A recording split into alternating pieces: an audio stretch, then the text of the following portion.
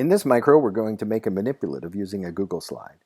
Key steps in this process are to create a background using shapes and objects on Google Slides, turn that background into an image, make a movable element, and then send it out to the students. Start by planning out your manipulative. Do a rough sketch.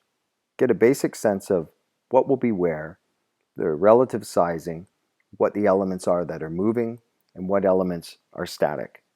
The static elements ultimately become the background picture. The movable elements are objects on top of that picture.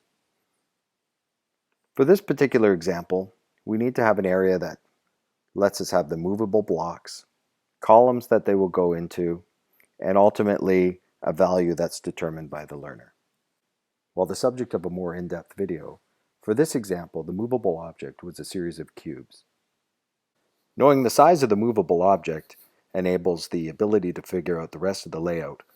At this stage, we need to turn this into a static image. By using the download feature within Slides, we can make a PNG or a JPEG file of any individual slide. We download that to our computer. Once we have that, we can take a new slide and we can insert the image onto the page. We'll need to resize that to fill the entire slide. This is where the movable element comes into play. So we now have a background that's static. That is, the objects on that background don't move. But now I've got my stack of the moving element.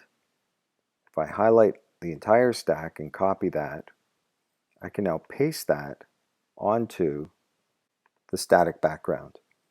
So I now have a background, movable objects that I can place as needed. To take a deeper look at this particular manipulative, download it at this address.